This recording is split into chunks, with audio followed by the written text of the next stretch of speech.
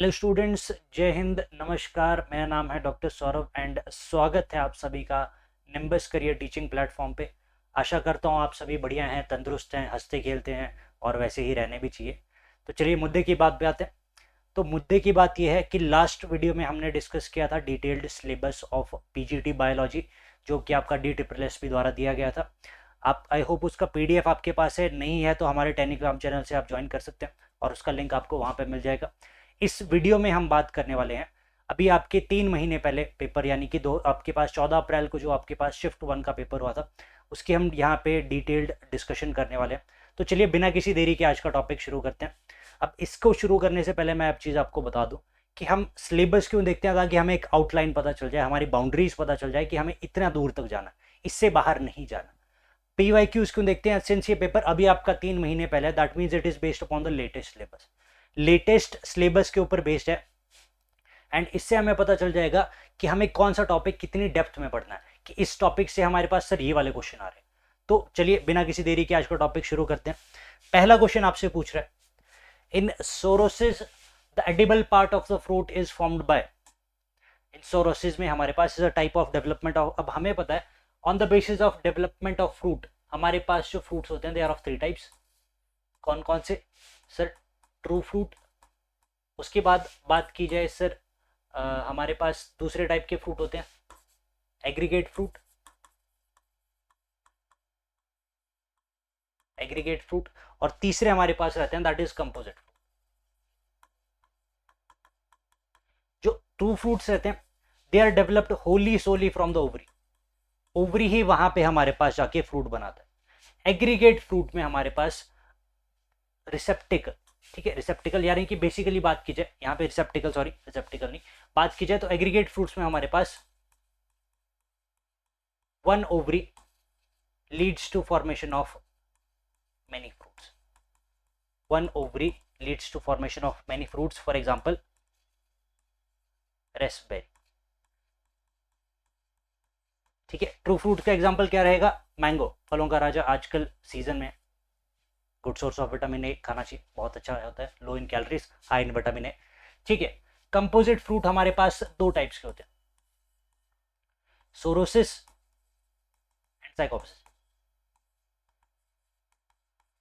ठीक है, तो यहां पे बात की जाए, जो हमारे पास सोरोसिस रहता है उसमें जो एंटायर फ्रूट होता है, उसमें हमारे पास फ्रूट की डेवलपमेंट में entire part of the inflorescence इस्तेमाल किया जाता है, इंक्लूडिंग द फ्लोरल पार्ट्स, यानी कि बेसिकली यहाँ पे पेटल्स और कार्पल्स भी इस्तेमाल किए जाएंगे। तो इसका आंसर रहेगा that is first option, that is entire inflorescence including the floral part. Example क्या क्या है इसके? सर इसका एग्जाम्पल है हमारे पास पाइनएप्पल। उसके बाद इसका एग्जाम्पल है हमारे पास सर जैक फ्रूट, कटहल, जैक फ्रूट यानी कि कटहल। ठीक है, तो ये इसके कुछ एग्जांपल्स है। आंसर रहेगा इसका दैट इज फर्स्ट ऑप्शन। और उसके हमारे पास और किसके अलावा और क्या क्या एग्जांपल है सर? Mulberry, mulberry. इसके बाद मैंने बात की कटहल, पाइनएप्पल। दूसरा है हमारे पास साइकोनस, इसका एग्जांपल है हमारे पास पिग, जो बेसिकली हम यहाँ पे तो बहुत कम देखने को मिलते हैं। इसकी एक बहुत खास बात है, इसके लिए एक स्पेसिफिक टाइप ऑफ मॉथ चाहिए होती है हमें, जो इसको फर्टिलाइज कर सकती है। बिकॉज अगर इसकी बात की जाए तो इसके पास जो इसके एग्स होते हैं वो इंटरनल साइड पे होते हैं। इसकी बहुत प्यारी चीज़ है इसकी साइकोनस की। Anyways, coming to the next question, which one of the following types of tissue is not present in the human heart. हमारे ह्यूमन हार्ट में कौन सा टिश्यू प्रेजेंट नहीं होता है, कौन से टाइप का टिश्यू प्रेजेंट नहीं होता, ये यहाँ पे आपसे पूछ रहे हैं। पहला इज कनेक्टिव टिश्यू। तो बहुत से बच्चे इसको कंफ्यूज कर देंगे ब्लड के साथ कि हाँ सर हार्ट में तो हमारे पास ब्लड होता है तो blood is a type of connective tissue, but नहीं, यहाँ पे बेसिकली ये हार्ट की ही बात कर रहा है कि हार्ट में आपका कौन सा स्ट्रक्चर है दैट इज कनेक्टिव टिश्यू। तो क्या हार्ट में हमारे पास कनेक्टिव टिश्यू होता है? बिल्कुल होता है सर, इसका नाम है कॉर्डेट टेंडिनी। जो कॉर्डेट टेंडिनी होता है ये कहाँ प्रेजेंट होता है? इट इज प्रेजेंट, अगर मैं बात की जाए तो हमारे पास जो आपकी लेफ्ट साइड है between left atrium and left ventricle, उसके बीच में हमारे पास जो वेल्व होता है that is called as bicuspid valve और mitral valve.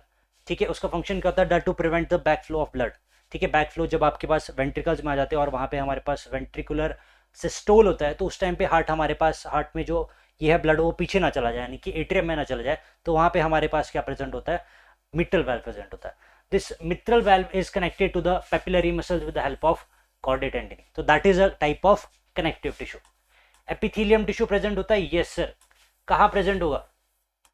Epithelium tissue present होगा हमारे पास एंडोकार्डियम, एंडोकार्डियम जो हमारे पास इंटरनल लेयर है सबसे हार्ट की, उसमें प्रेजेंट होगा, ठीक है। उसके बाद हमारे पास पेरिकार्डियम में भी हमारे पास एपिथेलियम टिश्यू प्रेजेंट होगा।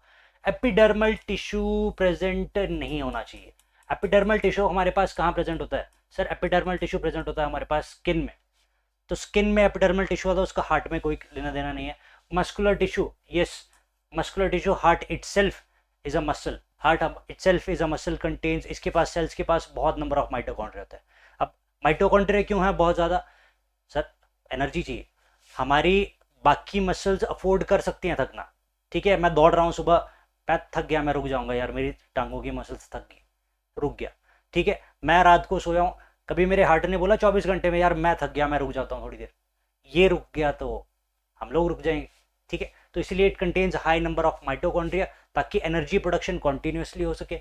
एनर्जी प्रोडक्शन कॉन्टिन्यूसली हो सके तो इसकी एक बहुत खास बात है, इसकी एक बहुत इंटरेस्टिंग सी बात यह है कि हमारे पास जो बाकी मसल्स होती हैं दे आर स्ट्राइटेड मसल्स, जो वॉलंटरी मसल्स होती हैं वो स्ट्राइटेड मसल्स होती हैं, स्केलेटल मसल्स जिसको बोला जाता है वो स्ट्राइटेड होती है।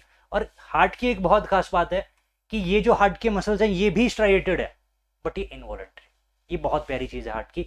तो इसमें दैट मीन्स यहाँ पे मस्कुलर टिश्यू प्रेजेंट होगा, एपिथेलियम टिश्यू प्रेजेंट होगा, कनेक्टिव टिश्यू प्रेजेंट होगा। कौन सा टिश्यू नहीं प्रेजेंट होगा सर? इसमें प्रेजेंट नहीं होगा, दैट इज एपिडर्मिस, ठीक है। कौन सा टिश्यू प्रेजेंट नहीं होगा sir? That is epidermis. Epidermis is not present here. यहाँ पे आप देख सकते हैं कॉर्डेट टेंडिनी हमारे पास, जैसे कि हमने बात की थी, मिट्रल वेल्व लेफ्ट एट्रियम में प्रेजेंट होगा, और इसको, इसका फंक्शन क्या होगा? To connect the arteries, to connect the valve with the किसके साथ? पेपिलरी मसल्स के साथ। तो आंसर रहेगा इसका दैट इज एपिडर्मल, ठीक है। Next question, which one of the following classes includes animals with cartilaginous tissue? आपसे यहाँ पे पूछ रहा है कि कौन सी क्लास में हमारे पास कार्टिलेजिनस स्केलेटन प्रेजेंट होगा, कार्टिलेजिनस स्केलेटन प्रेजेंट होगा।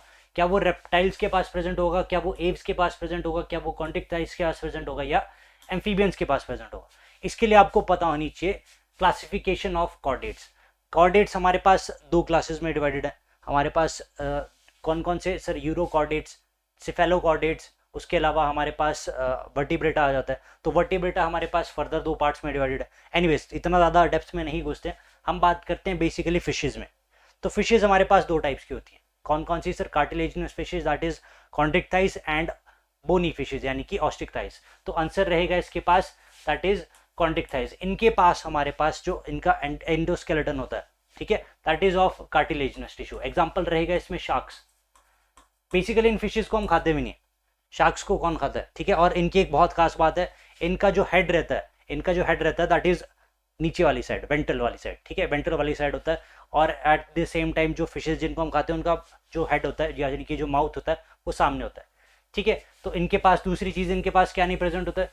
इनके पास हमारे पास कॉन्टीन्यूसली इनको स्विम करना रहना पड़ता है, बिकॉज इनके पास हमारे पास जो ये होती है वो शीथ प्रेजेंट नहीं होती, ठीक है। इनके पास शीथ प्रेजेंट नहीं होता है, ओपरकुलम जिसको बोला जाता है, गिल स्लिट्स के ऊपर ओपरकुलम प्रेजेंट नहीं होता है। तो इनको कॉन्टीन्यूसली वहाँ पे एयर ब्लैडर इनके पास नहीं होता है, तो इनके पास इनको कॉन्टीन्यूसली स्विम करते रहना पड़ता है वहाँ पे, ठीक है। तो आंसर रहेगा इसका दैट इज कॉन्ट्रिक्टाइज, कार्टिलेजिनस टिश्यू इनके पास होगा पूरा।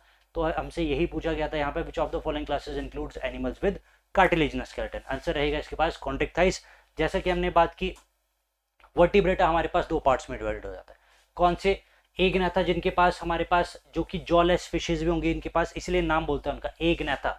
ए means absent, gnatha means jaw, a jaw, ठीक है, जिसके पास एब्सेंट मतलब जहाँ पे एब्सेंट रहेगा, ठीक है। क्लास आएगी इसमें साइक्लोस्टोमेटा, ठीक है। बेसिकली आप में इसमें आपके पास सक्कर फिशेज इसमें रहती हैं जो कि एज अ पैरासाइट ही इस्तेमाल करती हैं। अब पैरासाइट होंगी तो उनके पास क्या एब्सेंट रहेगा? डाइजेस्टिव सिस्टम एब्सेंट रहेगा। It is evolution. अब बेसिकली सीधी सी बात है कि अगर आप लोगों के पास, अगर आप एज अ पैरासाइट हैं तो आपको तो न्यूट्रिएंट्स डायरेक्टली वहां से एब्जॉर्ब करने हैं ना, आपको क्या जरूरत है? डाइजेस्टिव सिस्टम की, ठीक है। तो वहां पे हमारे पास that is why they lack the digestive system as well, ठीक है। Anyways coming back to the Gnathostomata जो कि हमारे पास सुपर क्लास है। तो हमारे पास स्पाइसिस, जैसे कि मैंने बात की, दो क्लासेस में डिवाइड है, कॉन्ट्रिक्टाइज एंड ऑस्टिक्टाइज।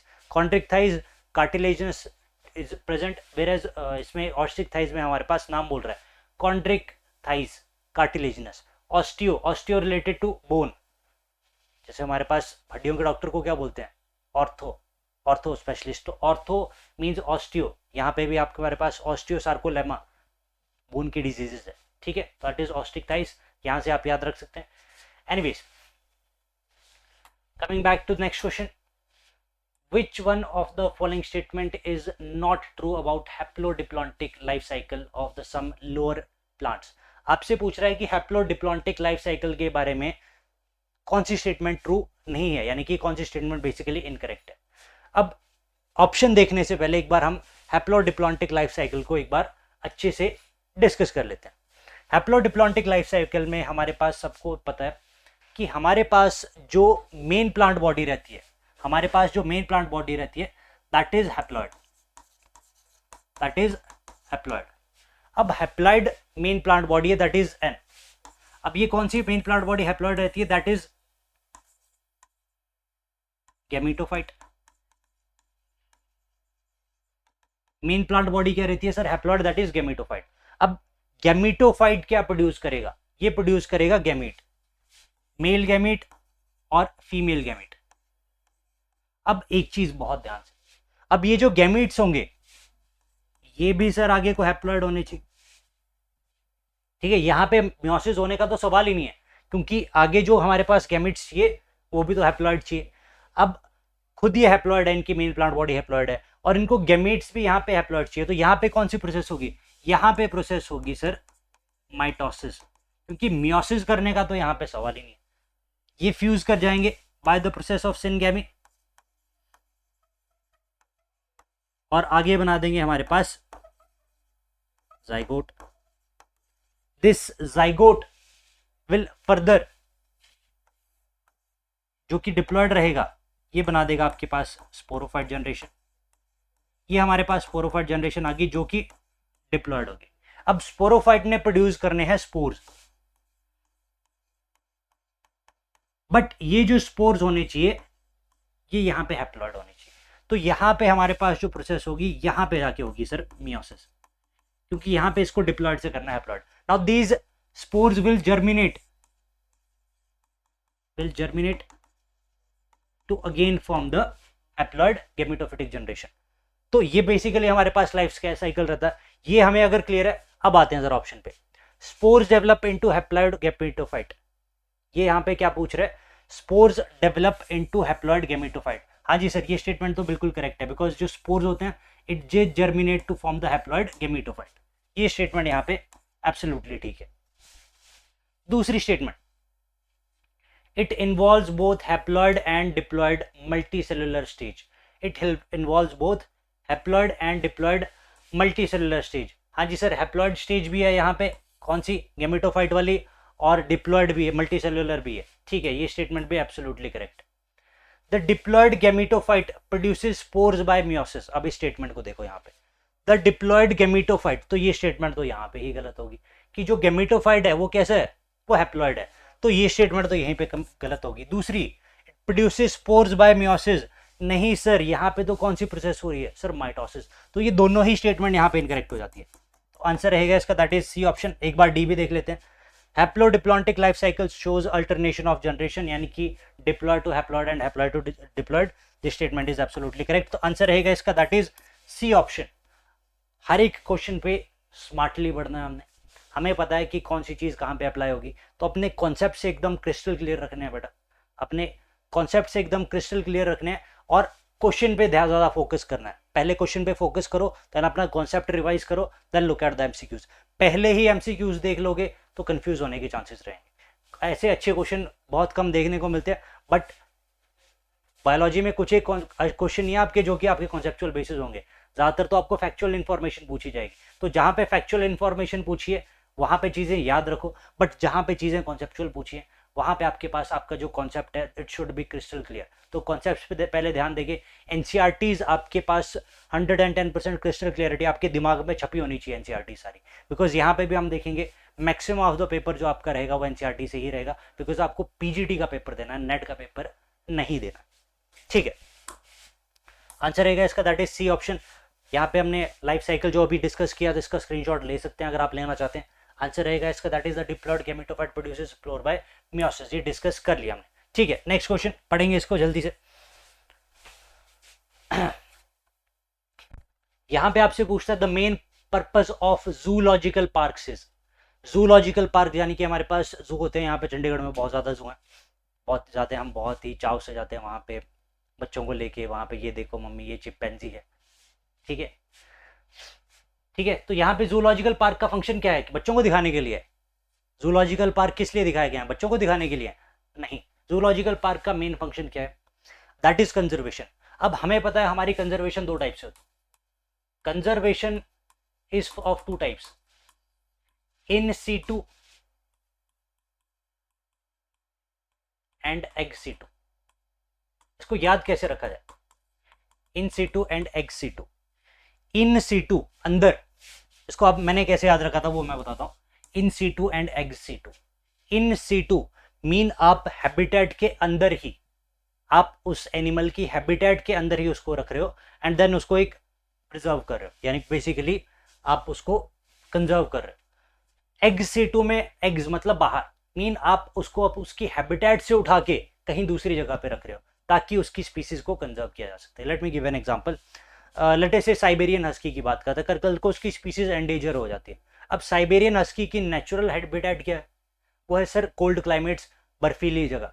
आप उसको यहाँ पे चंडीगढ़ में भरी गर्मी में ले आओगे, बट हाँ उसको एसी वगैरह में रख के आर्टिफिशियल कंडीशंस क्रिएट करोगे तो that will be considered as ex situ, क्योंकि आपने उसको उसकी नेचुरल हैबिटेट से उठा के एक ऐसी जगह पे रख दिया जहां पे वो सर्वाइव कर सके, क्योंकि लेटेस्ट से उसमें उधर उसके प्रेडेटर्स नहीं है, ठीक है। एग सीटू में क्या करेंगे हम? उसको उसकी जगह से उठाएंगे एंड देन एक आर्टिफिशियल जगह पे रखेंगे ताकि उसको कंजर्व किया जा सके, प्रेडेटर से बचाया जा सके। इन सीटू में हम उसी जगह को रहने देंगे जहां पे वो रह रहा है ऑलरेडी हैबिटेट में, और उसी जगह को लेटेस्ट से किसी घर में रह रहा है और वहां पे मैंने उस घर को सील कर दिया, या लेटेस्ट से किसी अगर बाहर रह रहा है, ठीक है, किसी स्पेसिफिक बाउंड्री में रह रहा है, उस बाउंड्री को सील कर लिया मैंने ताकि वहां पे उसको कंजर्व किया जा सके। तो जूलॉजिकल पार्क्स में हम क्या कर रहे हैं बेसिकली? अब जू उसकी नेचुरल हैबिटेट तो है नहीं, दैट मीन्स हमने उसको वहां से उठाया हुआ है और किसी बाहर जगह, यानी कि except of this outside of his habitat. तो एग सीटू का एग्जांपल क्या क्या रहेंगे सर हमारे पास? Zoological parks. उसके अलावा और क्या क्या रहेंगे सर? हमारे पास एक्वेरियम्स है। एक्वेरियम नेचुरल हैबिटेट थोड़ी ना है फिशेस के लिए, वो तो हमने आर्टिफिशियली डिजाइन किया ताकि उनको लेटेस्ट से चाहे जिस भी मर्जी रीजन के लिए किया हुआ, ठीक है। इन सीटू में एग्जांपल क्या क्या आ जाएंगे? इसमें एग्जांपल आ जाएंगे हमारे पास national parks. National parks are classical example. Anyways coming back to the question, zoological park का मेन पर्पस क्या है? In situ conservation. In situ again, in situ mean उसकी नेचुरल हैबिटेट में नहीं sir.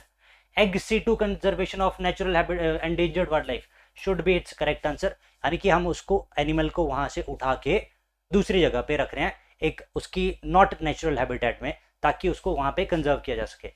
Replacing natural forest for animal habitation नहीं, animal trade and commerce, ये तो दोनों ऑप्शंस कभी भी हो ही नहीं सकती, ठीक है। तो स्मार्ट वर्क करना है, अच्छा क्वेश्चन है बट ठीक है। लेट अस से नेक्स्ट क्वेश्चन, अगला क्वेश्चन पढ़ेंगे, लंबा क्वेश्चन है बहुत बड़ा, पढ़ेंगे इसको। यहां पे बोल रहा है कि एक प्लांट का स्पेसिमेन है, उसके पास आपको फॉलोइंग फीचर्स देखने को मिल रहे हैं। कौन कौन से? स्टार्च शीट देखने को मिल रही है, मेडुलरी रेस देखने को मिल रही है between the vascular bundles, conjoint open vascular bundle देखने को मिल रहा है, एंडार्च जाइलम देखने को मिल रहा है। आपसे पूछ रखा है ये किसका स्ट्रक्चर है, आपने एक माइक्रोस्कोप खोला और आपको एक उसके नीचे एक स्लाइड दे रखी है और उसमें आपको ये सब चीजें देखने को मिल रही है। आपसे पूछ रहा है ये किसकी स्लाइड है? अगर आपकी कॉन्सेप्ट एनसीईआरटी के कॉन्सेप्ट, अब लेटेस्ट से मुझे कुछ भी नहीं पता है, लेटेस्ट से मुझे कुछ भी नहीं पता है, मैं बहुत ही नालायक हूँ, मैं बेसिक 1+2 पास आउट बच्चा हूँ। एक चीज तो मुझे पता होगी कि सर सेकेंडरी ग्रोथ किसका स्पेसिफिक फीचर है? Secondary growth is a specific feature of dicots. Secondary growth हमें किस में देखने को मिलेगी? जहां पे वेस्कुलर बंडल्स ओपन होंगे। अब सेकेंडरी ग्रोथ हमारे पास डाइकॉट्स में, that means open vascular bundles, तो दैट मींस अगर मुझे यहाँ पे ओपन वेस्कुलर बंडल्स देखने को मिल रहे हैं that means it is 110% dicot. तो मोनोकॉट ऑप्शन तो मैं यहाँ पे एलिमिनेट करता हूँ। हमेशा एलिमिनेशन मेथड से चलोगे, ऑलवेज हमारे पास जो चांसेस रहते हैं किसके करेक्ट ऑप्शन के, वो हमेशा 100% हो जाते हैं अगर आप एलिमिनेशन मेथड से चूज करोगे, ठीक है। नेक्स्ट बात करते हैं एंडार्च जाइलम। इसके लिए आपको थोड़ी डेप्थ में नॉलेज होनी चाहिए।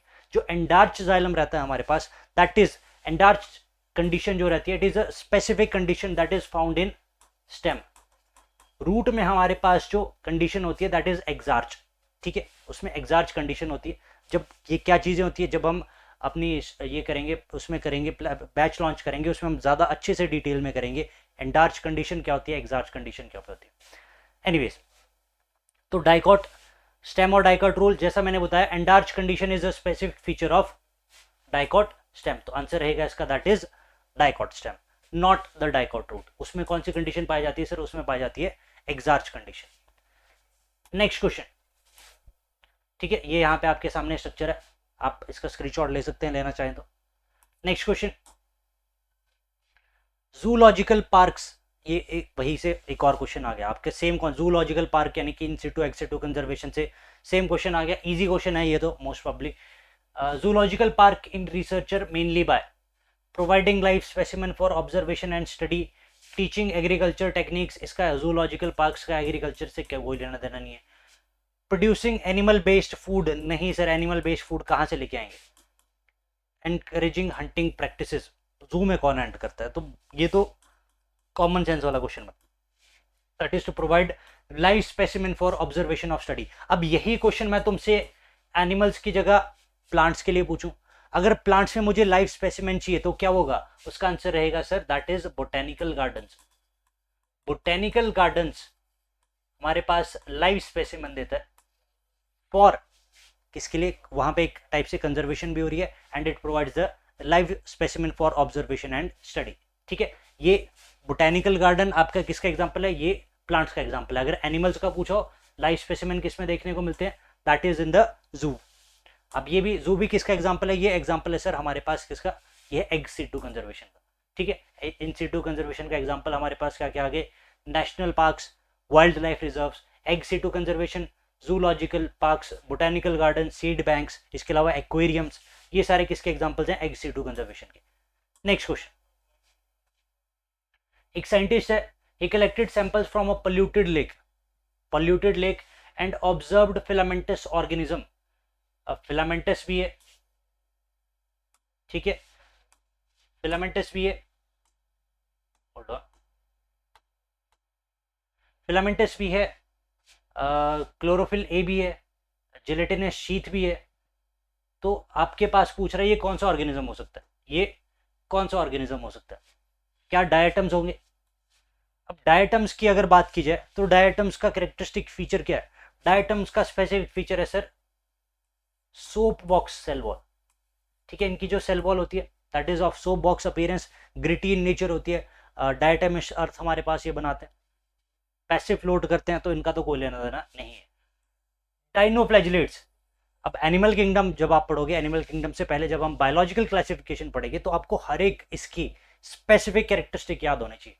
अब डाइनोफ्लैजिलेट्स के अगर आपको स्पेसिफिक फीचर अगर याद है, ये फॉर्म करते हैं red tides of sea, red tides of sea, because जो हमारे पास एक ऑर्गेनिज्म होता है दैट इज गोनियोलेक्स, गोनियोलेक्स एक टॉक्सिन प्रोड्यूस करता है which is red in colour और काफी ज्यादा फिशेस को मार देता है, that is caused by dinoflagellates, causes red tides of sea, तो ये भी नहीं होगा, ये भी नहीं होगा।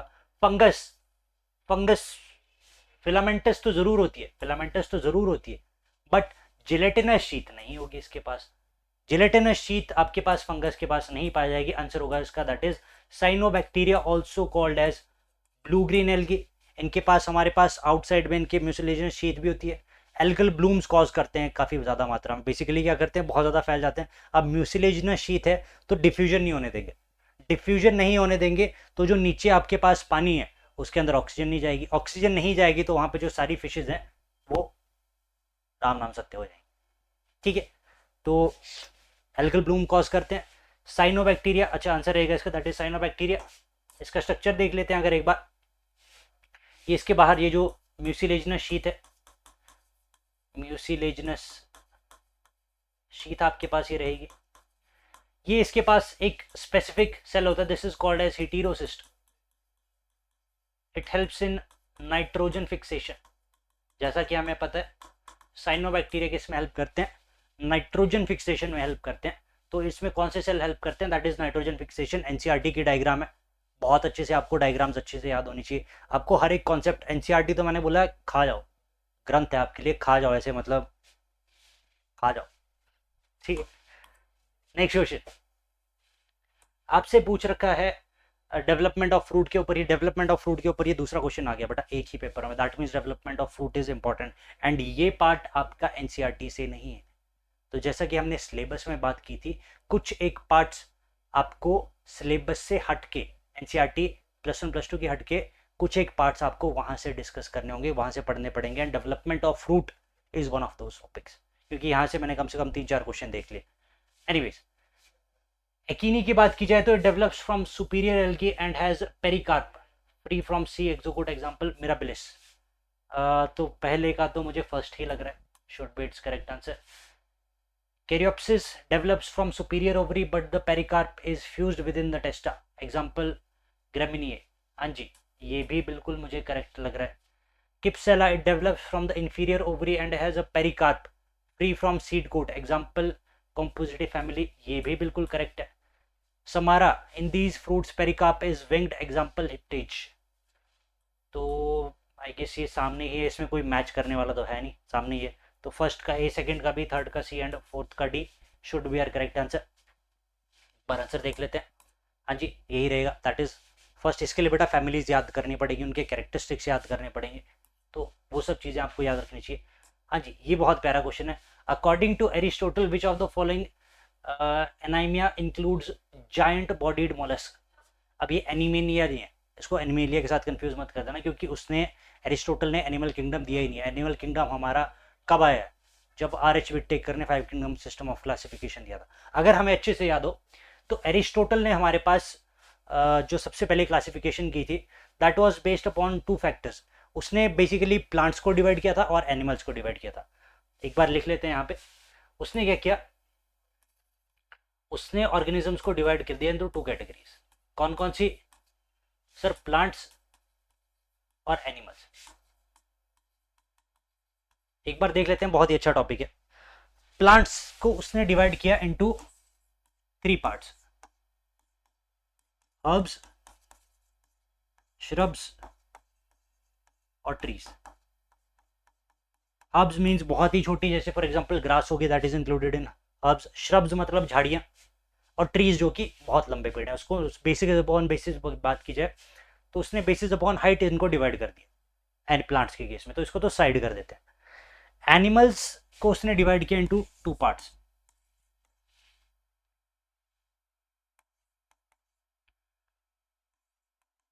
एनाइमा एंड इनाइमा। इनाइमा मींस जिनके पास आरबीसी प्रेजेंट है, रेड ब्लड सेल, यानी कि जिनका खून लाल है, उनको उसने अलग रख दिया। और एनाइमा जिनका खून लाल नहीं है, आरबीसी जिसके पास एब्सेंट है। वो देखा तूने, लाल है लाल है, तो उसने बोला ऐसा कि लाल है तो उसको अलग रख दो, ये लाल नहीं है उसको अलग रख। अब स्क्विड्स की बात की जाए तो उनके पास तो आरबीसी नहीं होंगे, ठीक है, उनके पास तो आरबीसीज एब्सेंट होंगे, तो वो किस में आएंगे? वो आएंगे अनाइमा। तो अनाइमा में आपके पास ये आएंगे। अब इसने अनाइमा को फर्दर डिवाइड किया इनटू वेरी, इसमें अब बात की जाए उसमें कौन कौन से इंक्लूड किए थे उसने? क्रस्टेशियंस। क्रस्टेशियंस पे उसने डाले जिसके पास आपके पास एक्सोस्केलेटन तो है, एक्सोस्केलेटन तो है but that is flexible. For example बात की जाए प्रॉन्स की, झींगा खाते भी हैं इसको, prawns, crabs, these were included in crustacean. Insects में उसने बाकी सारे फॉर एग्जांपल बटरफ्लाई वगैरह उसमें इसमें इंक्लूड कर दिए। सिफेलोपोडा, सिफेलो को बहुत ही, cephalo is related to the term head, means एक हेड है और पौडा पैर, ठीक है, मतलब एक हेड है और उसके बाद बहुत सारे उसके ये हैं। फॉर एग्जांपल इसमें एग्जांपल उसने डाल दी थी squids, for example octopus, all this were included under Cephalopoda. एकार्डियोडर्मेटा तो उस टाइम पे आया ही नहीं था, तो इसको तो इंक्लूड करने का फायदा है ही नहीं। तो आंसर होएगा इसका that is C option, that is cephalopoda, ठीक है, सिफेलोपोडा इसका आंसर रहेगा। Next question, kingdom animalia is characterized by, बहुत ही आसान सवाल, एक 9th क्लास वाले बच्चे से भी अगर मैं पूछूंगा वो भी इसका आंसर आराम से दे देगा। ठीक है, एनिमल किंगडम की स्पेसिफिक कैरेक्टर कौन सा? Alternation of generation, autotrophic mode of nutrition, नहीं सर जादू थोड़ी ना है। Prominent cell wall, lack of cell wall is the characteristic feature of animal cell. Animal cells के पास हमारे पास सेल वॉल एब्सेंट रहती है। ठीक है, सेल वॉल एब्सेंट रहती है हमारे पास किस में पाई जाती है? किंगडम मोनेरा में पाई जाती है, प्लांट्स में पाई जाती है, फंगस में पाई जाती है। ठीक है, एल्गी में भी पाई जाती है। तो किसके पास एब्सेंट रहती है हमारे पास? एनिमल किस पास हमारे पास लैक ऑफ सेल वॉल रहती है। तो आंसर रहेगा इसका that is D option, lack of cell wall. Easy question भी है। अब देखो पेपर है तो बैलेंस्ड होगा ऑब्वियसली, कुछ इजी क्वेश्चन होंगे, कुछ हार्ड क्वेश्चन होंगे, तो किस टाइप से पेपर का पैटर्न रहता है वो सब क्वेश्चन देखने पड़ते हैं। हाँ जी, अगला क्वेश्चन, मैच द फॉलोइंग। चलो जी करो जी, मैच करो, मैच करो इनको।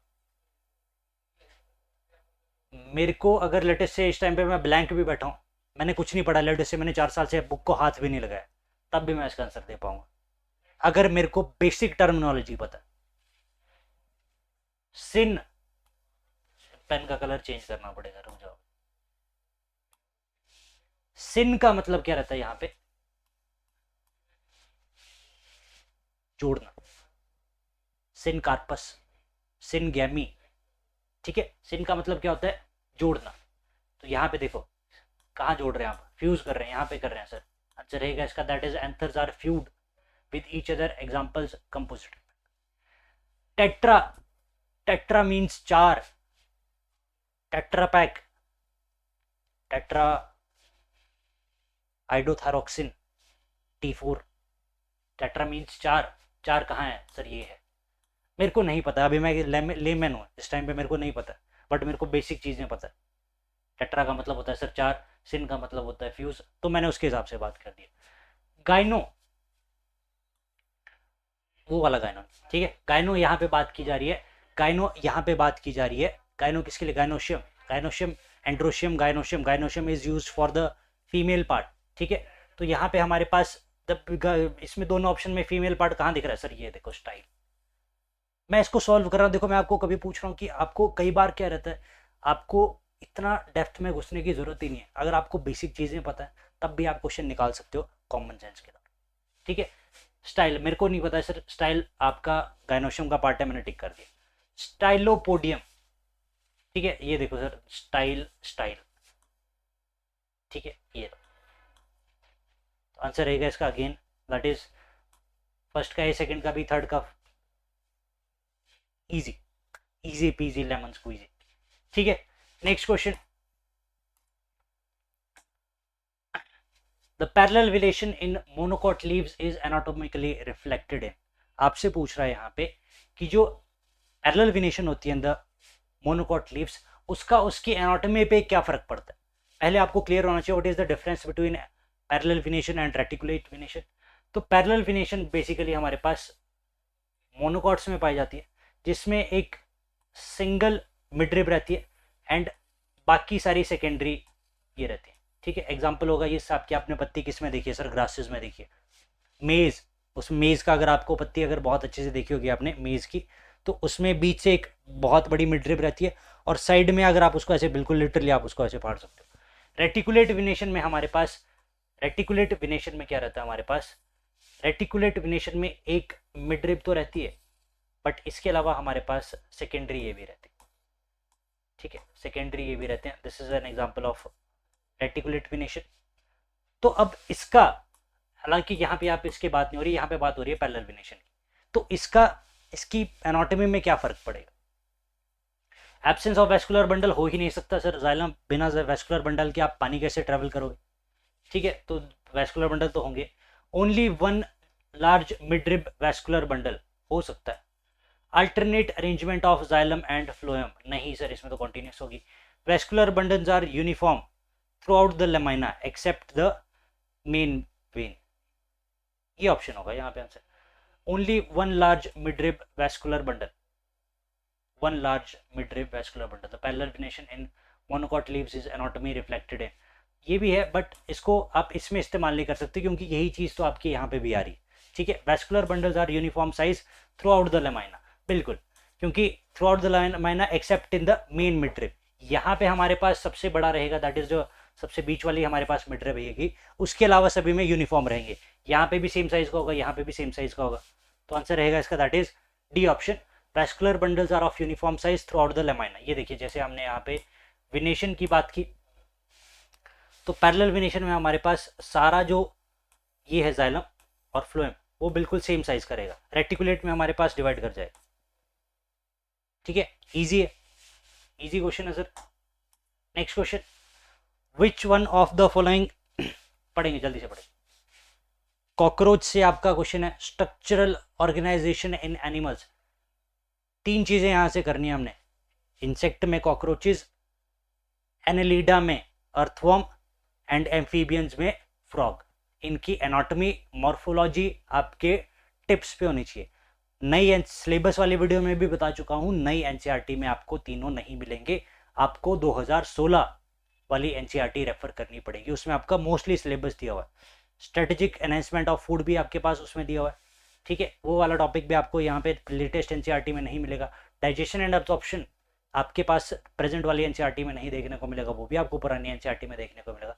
तो there is a lot of syllabus जो कि आपका एनसीईआरटी से तो डिलीट हो चुका है, बट आपके पीजीटी की नोटिफिकेशन में है और वहां से क्वेश्चन पूछे जा रहे हैं। कॉकरोच की बात की जाए तो कॉकरोच आपका एनसीईआरटी से डिलीटेड हो चुका है, बट आपको क्वेश्चन आ गया, क्या करोगे उधर, दाम तो निकालोगे नहीं, ठीक है, तो बेटर रहेगा आप 2016 वाली एनसीईआरटी भी रेफर कीजिए। Anyways, coming back to the question, which one of the following is present in male cockroach but absent in female, कौन सा ऐसा ऑर्गन है जो कि मेल्स के पास प्रेजेंट रहता है और फीमेल कॉकरोचेस के पास एब्सेंट होता है। सबसे पहला ऑप्शन है हमारे पास एनल सर्सी, नहीं सर ये तो दोनों में प्रेजेंट होता है, कहाँ पे प्रेजेंट होता है सर, 10th सेगमेंट में प्रेजेंट होता है, पता होना चाहिए आपको। कंपाउंड आइज, भाई बिना आंखों के कैसे देखेंगे दोनों, एंटीने दोनों के पास प्रेजेंट होंगे, क्या नहीं प्रेजेंट होगा, एनल स्टाइल्स, ठीक है, ये कहाँ प्रेजेंट होगा सर, ये गलत बोल दिया हमने, एनल सर्सी ये हमारे पास 9th सेगमेंट में होगा, ये आपके पास 10th सेगमेंट में, और it is only present in males, only present in male, therefore it is used to distinguish between male and female cockroaches, जिसके पास प्रेजेंट होगा वो मेल होगा, therefore it can also be used as a copulatory organ by males. किसके पास present होगा, mail के पास present होगा, फीमेल के पास एब्सेंट होगा, ठीक है, तो यहाँ पे सेम चीज पूछ रखी है, which is present in male but absent in female, ठीक है, फेमिनिस्ट ऑफेंड मत हो जाना, bad. Next question, which Indian botanical garden has significance in maintaining the great banyan tree, इनमें से कौन से इसके पास आपके पास ग्रेट बनियन ट्री प्रेजेंट होगा, तो ये फैक्चुअल क्वेश्चन आ गया यहाँ पे, तो इसका आंसर रहेगा that is A option, that is Acharya Jagdish Chandra Bose, it Indian Botanical Garden Howrah में प्रेजेंट है, it is has higher richness of banyan tree, ठीक है। Next question, how does notochord different in Urochordata and Cephalochordata, ठीक है, यूरोकॉर्डेटा और cephalochordata में notochord कैसे different करती है, अब हमें पता है the chordates are divided into 3 parts, अगर हमारा ये कॉन्सेप्ट क्लियर है तो ये आंसर ऐसे निकल जाएगा, chordates are divided into 3 parts, कौन कौन से, प्रोटोकॉर्डेट्स एंड वर्टिब्रेट्स, प्रोटोकॉर्डेट्स को डिस्कस नहीं करते हैं, यूरोकॉर्डेट्स को डिस्कस करते हैं सीधा, यूरोकॉर्डेट्स एंड सिफेलोकॉर्डेट्स। तो यूरोकॉर्डेट्स में क्या रहता है, यूरोकॉर्डेट्स में हमारे पास जो नोटोकॉर्ड है, it is present in the embryonical form but it disappears in the adult stages, यहाँ पे आपके पास लार्वल स्टेज में तो प्रेजेंट रहेगी बट एडल्ट में नहीं होगी, ठीक है, और लार्वल स्टेज में भी सिर्फ कहाँ पे होगी, सिर्फ टेल वाले पार्ट में, not in the whole body. Cephalochordates में हेड के पास भी प्रेजेंट होगी और टेल में भी प्रेजेंट होगी, and it persist through out the life time. Vertebrates में हमारे पास क्या रहता है, वर्टिब्रेट्स में this notochord is replaced, this notochord is replaced by vertebral column. We are vertebrates, तो हमारे पास notochord नहीं होती है, हमारे पास क्या प्रेजेंट होता है, हमारे पास प्रेजेंट होता है vertebral column. हाँ जी. How does the notochord different in urochordates and cephalochordate? तो पहला आंसर देखते हैं. Notochord is present in both only during embryonic development. नहीं. Notochord is absent in both. नहीं. In urochordate it is present throughout the life. नहीं. Urochordates में तो हमारे पास embryonic stage में रहती है. In urochordates it is present only in larval stage. In cephalochordate it is present throughout the lifetime. D option should be our correct answer. हाँ जी, D option ये हमारे पास इसका आंसर है. तो इसके अलावा हमारे पास और क्या क्या कैरेक्टरिस्टिक्स हैं कॉर्डेट्स के, फेरेंजियल ग्लिसरेट्स एज वेल एज हमारे पास जिसकी बात की जाए तो पोस्ट एनल टेल हमारे पास are the characteristic defining feature of chordates. तो आज की वीडियो में हम इतना ही करते हैं. कल की वीडियो हम यहीं से कंटिन्यू करेंगे क्वेश्चन नंबर 16 से. तो see you guys tomorrow. Have a good day. Jai Hind.